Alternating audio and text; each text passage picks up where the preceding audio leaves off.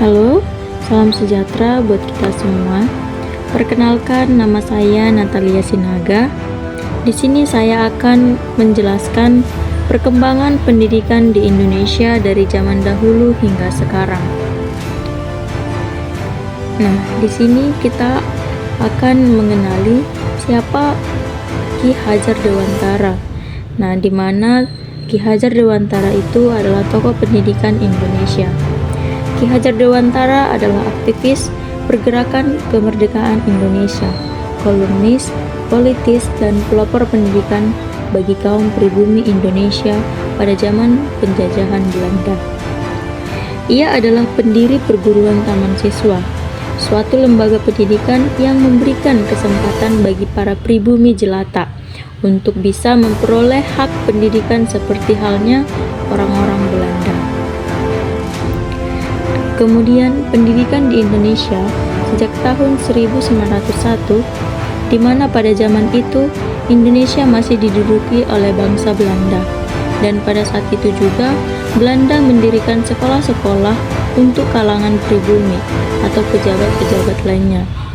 Tujuannya adalah sebagai bentuk upaya kebijakan politis yang mereka terapkan. Namun, seiring perkembangan waktu, sistem pendidikan di Indonesia sudah mulai berkembang, terlepas dari campur tangan Belanda. Perkembangan pendidikan di Indonesia terus mengalami perubahan dari tahun ke tahun. Hal ini dapat dilihat dari tujuan bersekolah, akses pengajaran sekolah, berinformasi kurikulum, dan alat pembelajaran. Kemudian, pendidikan karakter, di mana sifat-sifat dan perilaku yang berlandasan kepada nilai-nilai kemanusiaan. Kemudian ada pendidikan akhlak, di mana berpikir, berkehendak, dan berperilaku sesuai dengan nurani. Pada zaman dahulu, alat belajar yang dilakukan masih sangat sederhana, seperti menggunakan alat papan tulis hitam, kapur, dan penggaris kayu sebagai media pembelajaran. Pada zaman dahulu, Indonesia berfokus pada kebutuhan karakter anak baik pada siswa melalui pembelajaran-pembelajaran yang dibiasakan dalam kegiatan sehari-hari, sebagaimana dicontohkan oleh guru pada guru zaman dahulu. Dalam penyampaian model pembelajaran, yaitu dengan cara langsung menyelesaikan kepada siswa dan siswa menyimak apa yang guru jelaskan. Pembelajaran yang dilakukan tidak hanya sebatas apa yang disampaikan oleh guru. Pada zaman dahulu, para siswa cenderung terhadap apa yang dikatakan oleh guru. Pada zaman dahulu juga, proses pembelajaran sangat sederhana dengan menggunakan papan tulis hitam, kapur. Kemudian, seorang guru menggunakan papan tulis hitam sebagai media pembelajaran. Selain itu juga, siswa mencatat di buku tulis apa yang dijelaskan oleh guru dengan menggunakan pensil dan buku. Siswa dalam proses pembelajaran masih pada saat itu sangat sulit dalam proses untuk menemukan informasi. Pendidikan Indonesia sekarang, pendidikan Indonesia dituntut untuk mengembangkan keterampilan.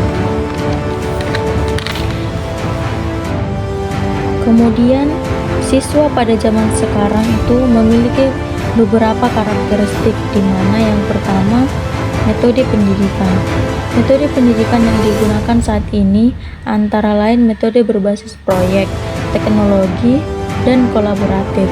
Nah, metode kolaboratif dapat meningkatkan keterampilan sosial siswa, seperti belajar mendengarkan, berbagi ide, dan bekerja sama. Kemudian yang kedua itu metode diferensiasi, di mana metode ini digunakan untuk mengakomodasi kebutuhan individual siswa seperti kecepatan dan gaya belajar yang berbeda-beda. Kemudian pada zaman sekarang, program pendidikan inklusif, di mana program ini disediakan untuk memastikan bahwa semua siswa, termasuk yang memiliki kebutuhan khusus, mendapatkan kesempatan yang sama untuk belajar. Kemudian sumber belajar. Nah, pada zaman sekarang sumber belajar saat ini tidak hanya terbatas pada buku teks, tetapi juga meliputi materi online, video pembelajaran, jurnal ilmiah, dan sumber daya multimedia lainnya. Kemudian peran orang tua juga terdapat pada zaman sekarang, di mana orang tua perlu memperhatikan pendidikan anak, seperti mengawasi pergaulan anak, memberikan apresiasi, dan melatih anak agar bertanggung jawab. Kemudian peran guru. Guru perlu menaikkan motivasi anak di sekolah, seperti dengan cara mengajar yang menyenangkan dan memberikan hadiah jika anak berhasil menyelesaikan tugas. Seiring perkembangan zaman teknologi saat ini, pengajar atau guru memiliki cara yang berbeda-beda untuk mengajar pada siswanya. Alat-alat yang digunakan sudah semuanya elektronik, seperti infocus dan laptop, untuk menjelaskan materi yang diberikan kepada siswa. Kemudian terakhir ada kesimpulan, di mana pendidikan zaman dahulu dan pendidikan sekarang intinya sama-sama untuk memperbaiki siswa dalam akhlak dan mengembangkan kemajuan anak.